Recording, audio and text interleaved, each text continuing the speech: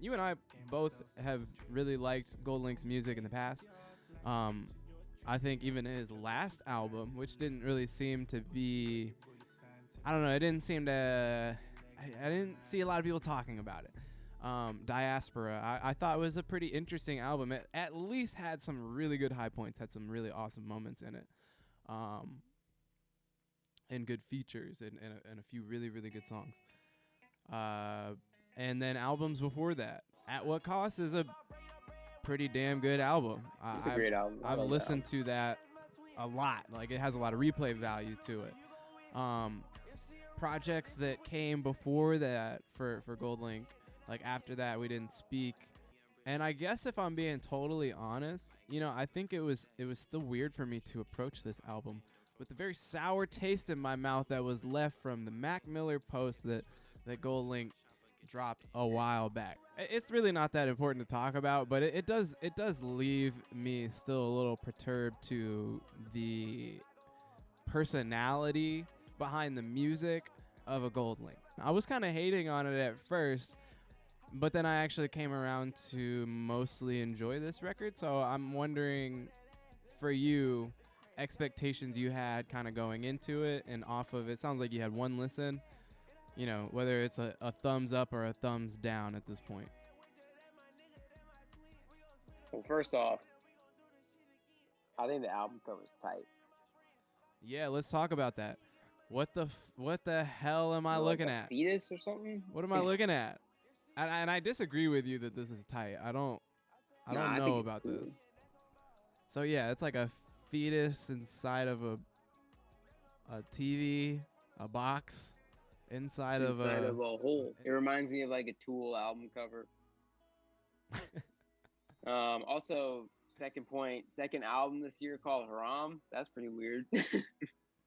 I haven't heard any albums titled Haram in the past, and to have two come out this year, it bugged me. I didn't mind it. What did you I feel think like, yeah, of? I'm starting to like listening to you talk about this. You seem kind of bitter still about like Goldlink. I'm totally. You seem like you're just still at the dude. No, but that's fine. I'm glad that I was able to get over that in a musical sense, because after listening to this like more times over, I mean, yeah, Goldlink has always been really interesting, and so this still keeps a lot of the interesting and diverse things that he brings to the table at the table. I remember last week we actually brought up the single that he put out on here, White Walls. I was like, man, that shit was garbage, doo-doo. Hated it. Couldn't be me, you know. But then, you know, in this album, I'm like, I think this is actually one of the better songs. I fuck with this. Real quick though, to you, what did you think of some of the features that were on here? A lot that I wasn't really super familiar with, but you know, those ones that stick out to you: NLE Choppa, Rich the Kid, Flo Milli on here, Santa Gold, Jesse Boykins III, and some other artists that a lot of UK artists as well. Yeah. I was gonna say, you know, I think Goldlink is kind of like, he reminds me of like an art school kid. Like he goes with what he thinks is cool, and sometimes that's like not that cool anymore. Like sometimes it's like, you're trying a little too hard to be like edgy or out there. So like sometimes I'm like, I'm not really into his features, so I think they're just a little too try hard. But I thought these ones were cool and they fit kind of the vibe of the album. I thought the UK, especially, I never heard of Fire, but I thought that track with just Fire on it was really good. Culture Clash. And then I like when he works with like, you know, I guess the only one really I see on this one is like Flo Milli, who's like an artist that has garnered a lot of popularity recently, but it's still like generally pretty small, like not like a superstar level, not a Rich the Kid level kind of artist, or NLE Choppa. Like those two have definitely exploded over the past like 2 years. But you know, and then Santa Gold is one of those instances where I'm like, I get it, like you're cool, like you get to work with Santa Gold. But that wasn't like my favorite track by any means. I don't know, I thought the features were cool, and I don't listen to a lot of UK artists, like, unless I'm put on to them. And I'm always happy when an artist, like a mainstream American artist, is working with UK artists, because otherwise I might not ever listen to them. I'm not like really heavy into like checking out Sure. UK, British rappers especially. And so some of these artists are really cool. That being said, I think the Flo Milli song was probably one of my favorites. Yeah. And then, like I said, I thought that Culture Clash song was cool. Not really because of anything Goldlink did. I thought that The fire verse beat on it was is really nice good. and fire on it. I do feel Yeah. like a couple of these features are kind of, or maybe this album leans on its features.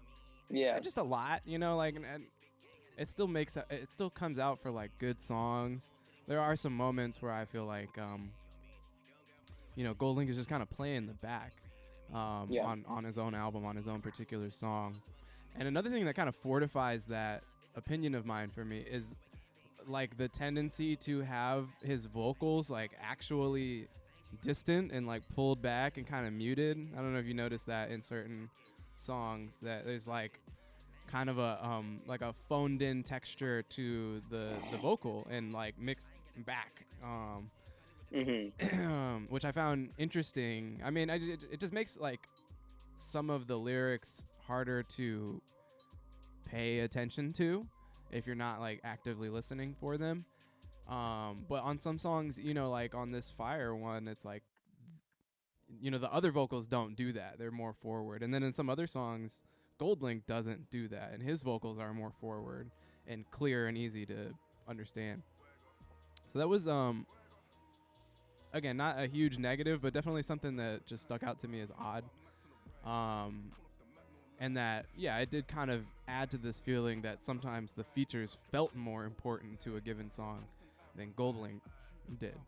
But it didn't really change the fact that most of these songs went over without being like bad, flat, uninteresting. Like pretty much every song kind of comes and goes in a nice transitional way that brings pretty diverse opinions to the album, and makes mostly good use of them. There's some weird characteristics to this album that I don't care for, but other than that, I mean, yeah, the feature list again is interesting. It's cool to know a little bit more about some of these UK rappers, but then also, like, I didn't know who Pink Pantheress is, who's on the house track. Now that's a bigger artist, so it's not like it's some unknown thing, but also like I just didn't know it. Checking out some of their own music was delightful. I'm playing one of their songs now called Pain. So yeah, it's definitely an interesting mix of artists. I do feel like there was a very intentional, like, I'm going to have an album with all these UK people plus Santa Gold plus Rich the Kid. Let me throw a little Flo Milli in there. Fuck it. NLE Choppa, hell yeah. I feel like it does kind of go that way. A little, I don't know, a little on the nose or whatnot. But yeah, I thought I fuck with this album. I really do. I really do, actually. My favorite moments in it, I agree. Raindrops with Flo Milli is a nice, versatile Flo Milli feature.